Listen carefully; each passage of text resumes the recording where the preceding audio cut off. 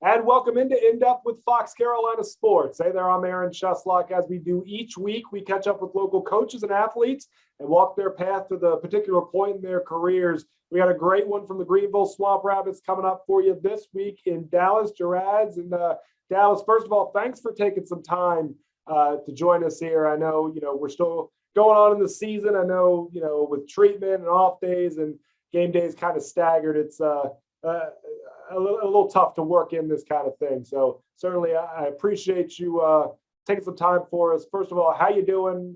Still early in the season, so I'm hoping you're not banged up too much. But overall, how's life? Yeah, for sure. Thanks for getting me on. Glad I could do this. Yeah, things are going well. I'm new to Greenville, so I've been here for about a month or so now. So gotten a good chance to check out the city and see what it has to offer, and really like the city. And the season's going pretty well so far. We've had a couple laps, but I think we're trending in the right direction, and we're doing a lot of good things. So can't complain. Well, we'll get to the season in a little bit, but you just graduated from Minnesota State a year ago. What is the biggest difference between high level college hockey and year one in the pros? What are the biggest things that you see so far, still early in your career here? I would just say the biggest thing is everybody, and well, it's kind of cliche, but you're a pro now. So in college, they had like a set schedule. Everything was, you got everything kind of laid out for you. And in pros, this time we got practice, we got meetings, and that's about it. So just kind of how you structure your day and make sure that you're not wasting away a day, and make sure that you're prepared for practice. And we're kind of on our own a little bit more for that, which I like too at the same time. But that's kind of the biggest difference I've noticed, is just how to be a good pro and make sure you're feeding yourself right. And at school, we got meals and stuff like that. So just make sure you're doing the right things off the ice. So then when we get to the rink, we're ready to go, whether it's for practice or games. Yeah, I think that kind of applies to all professional sports, but it's something you hear over and over again, how you have to mentally train yourself and really use kind of the lessons that all your previous coaches have taught you, all the things that they've been harping on you on. You really do got to eat the right stuff. You got to train. Yeah, exactly. The guy you're going up against on the ice, that guy's doing the exact same thing. So. Exactly. You don't got anybody holding your hand anymore. So you got to make sure you're holding yourself accountable and doing the extra stuff. So then we're ready to go. Dallas, I was doing a little background on you, and you have a feature on hockeyfights.com, which is saying something considering you're just starting out. What, fights happen in hockey, but when you're getting into it this much early on in the season, is this part of your mentality? Is it just part of the game and it happens to you, or are you kind of seeking that out a little bit? What goes into that? It's different than any other sport. Yeah, for sure. Yeah, like you say, it's different than any other sport, and it's allowed. And I think it's a good tool that you can use. And the way I play the game is pretty physical, kind of more of a power forward type. So kind of a little more old school, where I like getting in fights. I don't like doing it all the time, but definitely up for the challenge. And if somebody takes liberty of my line mates or a teammate, I have no problem stepping up for them and accepting that challenge, just so everybody knows that that's not going to fly around here. So just a little mixture of my mentality, and the way I play the game is hard and fast. So kind of comes with the way I play, and then just trying to be a good teammate and stand up for our guys. So this is kind of a goofy, just from a hockey fan that I've always wanted to know, but is there a difference in what's going on when you get sent to the sin bin and you're sitting there by yourself? A, what are you thinking about? And then B, is there a difference when it's like three of you sitting there and it's like, are you guys cracking jokes? What is the difference in mindset? Theoretically, you're supposed to be reflecting on your decisions, but I think, we're all grown-ups now. No one's actually doing that. So what is the difference between sitting there by yourself and then when you groups, what's going through your head there? Uh, Depends what I'm in the box for. If I'm in the box for a tripping penalty or something like that, kind of thinking like, okay, maybe I shouldn't have done that, or maybe I don't agree with the ref's call. But if I'm in there after a fight, usually I'm just trying to calm myself down a little bit and just kind of get back into the flow of things. And it's a little different, yeah. If there's a couple guys in there, usually kind of talking and uh, going over what happened or for whatever reason we're in there, and then just trying to get ready to get back out there and make an impact when we get back on the ice. Not the start the Swamp Rabbits wanted this year, but the nucleus is there from last year's playoff run, and there are so many great pieces that have been added on to this offseason. When you look at the makeup of this team, obviously chemistry on the ice is a big part of it. Everyone's still kind of feeling each other out. But what gives you the most optimism that this is going to be a successful season for you guys moving forward? Just from a team aspect, or something you guys are doing really well, even though the win-loss record isn't showing it quite yet. Yeah, I mean, we're 3-6 right now, and obviously that's not where we want to be. But I think if you look back at every single game that we've played, we've been right there. That's been a 1-goal game, maybe an empty net, so it'll make it a 2. But I think every game we've put together probably 10 to 15 minutes of really good play and how we want to play in our style. And now we're just trying to piece that together to get a full 60 and close out games. I mean, had a couple times now that we've had multiple goal leads and we've given those up and eventually lost those games. So the biggest thing for me, I think, is just got to keep working on the chemistry, and we just got to keep doing what we're doing. And last night was a huge one for us, closing out Atlanta. I think our team took a really big step. We had a lead going into the third, and we struggled with that previously. But last night we shut it down. We didn't give them anything in the third, and eventually led us to winning the game. And we got a couple more in the third period. But I just think a little bit of the chemistry thing, and then just keep on focusing on trying to get better every day. And we've showed glimpses of how good we can be, and getting that for a full 60. I think we could be 6-3 right now, fairly easily. So just the little lapses and just getting everybody on the same page. Yeah, and I think that we'll touch on Lordo here in a bit. Of course, talking about head coach Andrew Lord, but when he's not quite panicking, I don't think there's any reason for, as much as he's seen on his resume. He's built championship teams before. Again, we'll get to that in just a little bit. But I want to ask you, we're all kind of tired of talking about COVID at this point, and hopefully we're over the hump of this thing, but it's still impacting your guys' day-to-day lives, and as well as every pro athlete that's playing sports right now. But one of the big reasons to, I guess, one of the big reactions to us hopefully being over the hump is that fans are back in the stands, and hockey fans are kind of cut from a different cloth. They're, I would classify them as maybe smarter in terms of game flow than maybe basketball or football fans. That's just a generalization. I think hockey fans are pretty dialed in throughout the entire game. How much does that make an impact to you guys on the ice? Because, as I mentioned, they're devout, but they really can impact a game, I'd argue, more than maybe any other sport out there. How great has it been to have, relatively full arenas back, and how much of an impact is that making on a day-to-day game day, I guess you could say? Yeah, it's huge. Like you said, with COVID, like even last year for myself at school, we weren't allowed to have any fans, and it's really, they add quite a bit to the game.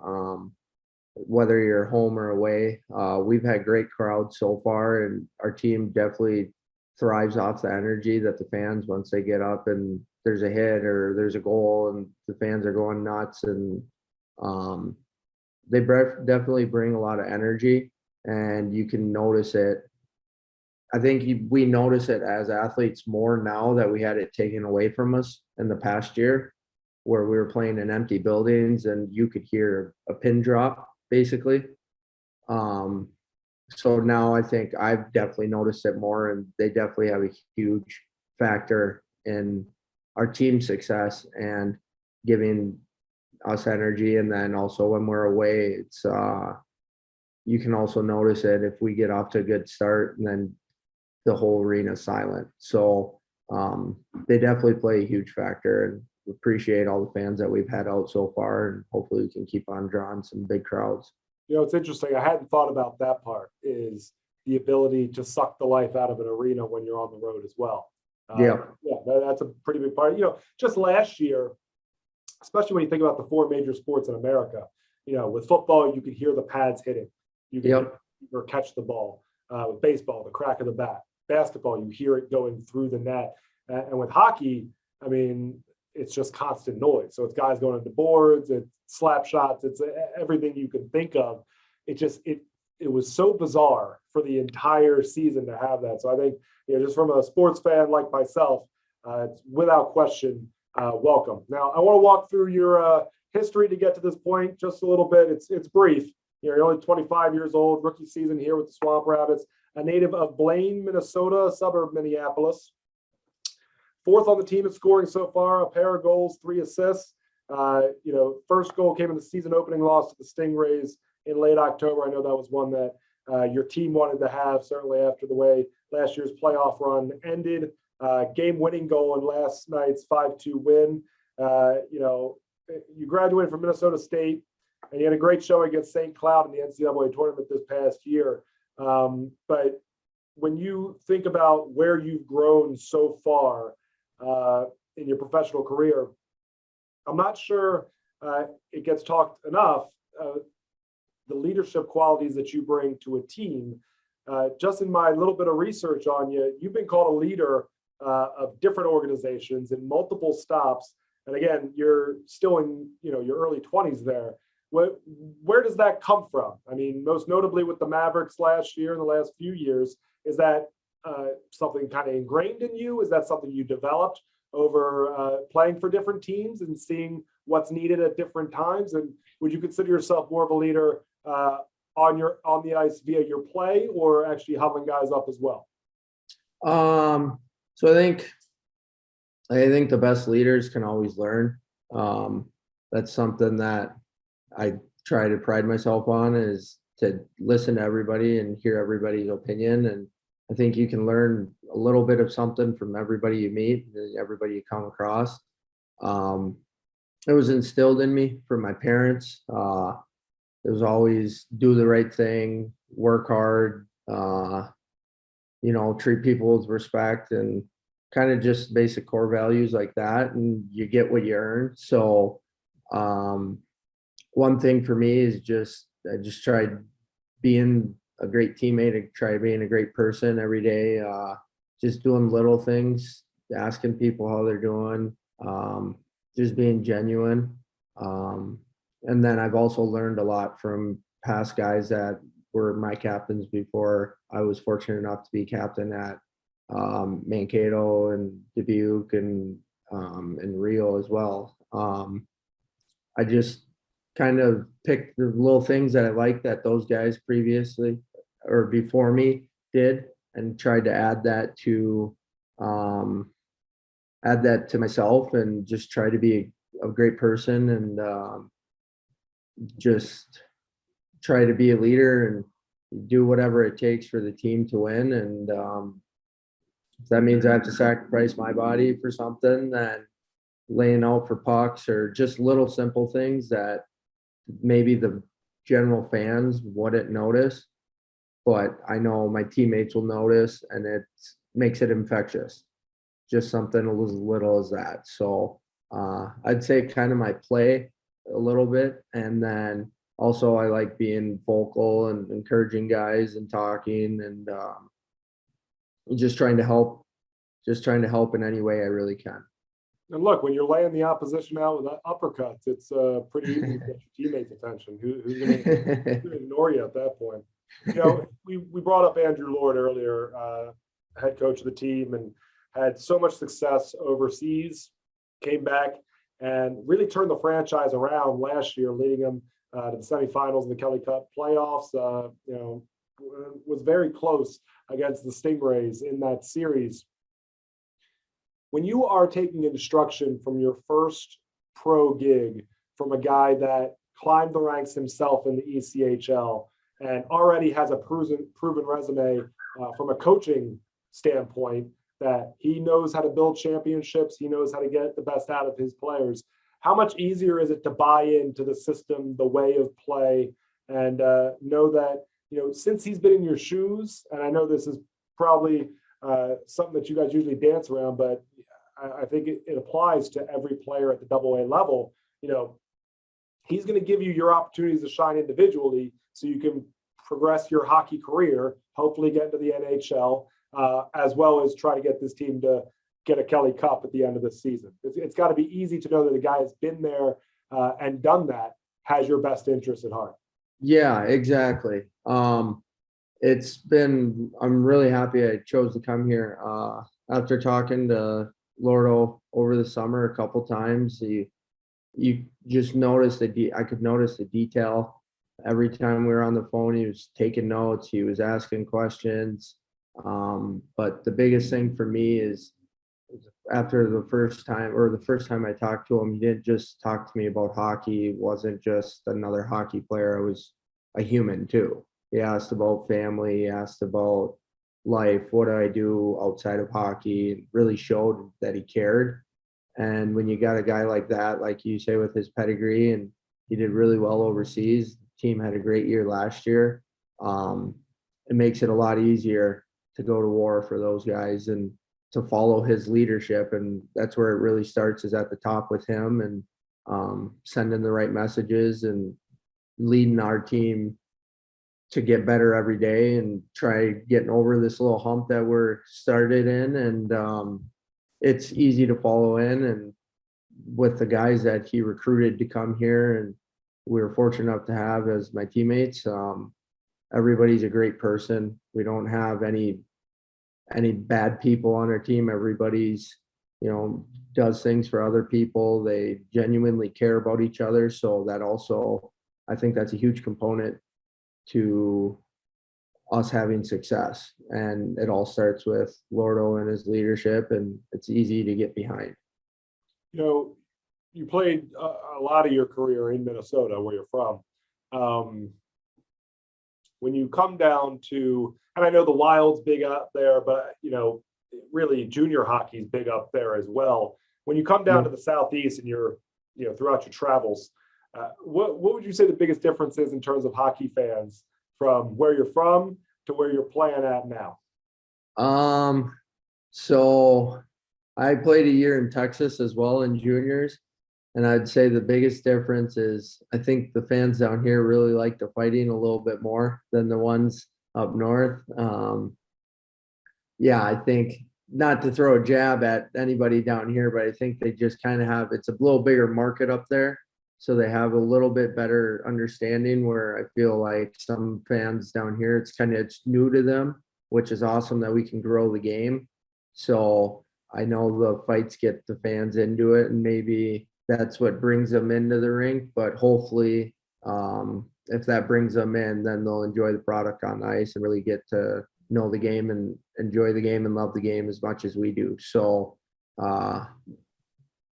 I'd say probably maybe that's the biggest difference. And I do think the game is growing. You see what's happening in Florida at the NHL, and when Atlanta had a team, that fan base was starting to catch on. It's a shame the way that whole thing went down. Charlotte's got a pretty good hockey fan base there, and then with the Swamp Rabbits and I believe the Growl before them, Greenville has really started to pick up since and certainly everyone loves a winner. When you guys are winning, people are going to come out to see a winner play. But I do think the more they learn about the game, what icing is, all that kind of stuff. Yeah, I think that only increases, the true art of hockey versus just guys getting into it, throwing fisticuffs. But exactly. I also love that as well. So and so do you, as you mentioned. Everybody loves seeing. Everybody loves that part. If that brings them into the building and then they can learn a few things at the game besides that, then I'd call it a win. All right, I got a couple featurey questions here for you to wrap up.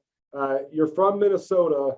You probably won't pick up a snow shovel the entire time you're in South Carolina.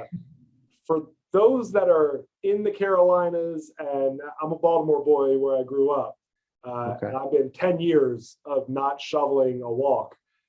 How much of a weight off your shoulders is it for someone that grows up dealing with winters, and you much more than me, to not have to worry about snow for maybe, I'd assume, the first time in your life, other than that year you were in Texas? I don't know. I think I'm gonna miss it more than anything, to be honest with you. Yeah, winter is actually my favorite season, so I think it'll be nice, but I definitely will miss it and will enjoy it when I get to go home for Christmas for a couple days. So it's nice not having to shovel, but I'll definitely miss the snow and the cold weather a little bit. So we are polar opposites in that regard. I have not missed it one bit. Yeah, everyone wants a white Christmas. I'm like, nope, not me. Don't worry about it. Be 60 degrees for all I care. All right. This is a very personal question for me. The Juicy Lucy, a stuffed burger in Minnesota. It's world famous. First of all, have you had it? And if you have had it, is it as good as it's hyped up to be compared to a normal cheeseburger? I've had it, and I think it's just okay. To be honest, I don't know. I like the regular cheeseburger a little bit better, but I've had it. It's good. It's something you should try.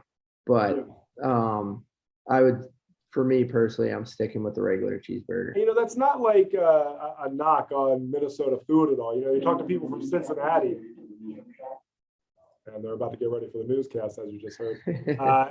You know, you talk to people from Cincinnati and you ask them about Skyline Chili, and most of them are just like, yeah. but it's a touristy thing. You try it. Exactly. You come to Baltimore, you get a crab cake. But I'm on the other end of that spectrum. I do think, you know, I won't order a crab cake outside of Maryland.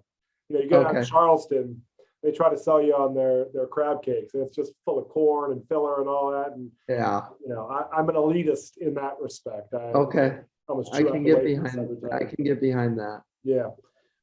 Favorite sport outside of hockey? Favorite player for a Minnesota team right now? My favorite sport outside of hockey would have to be lacrosse.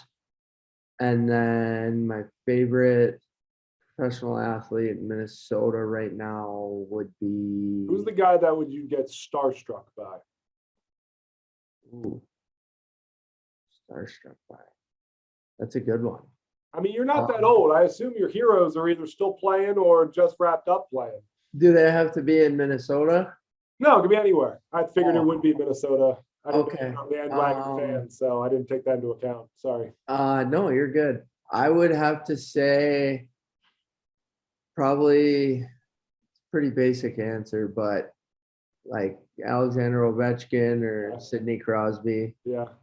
Just the two dudes in the NHL. Yeah, the two big dudes.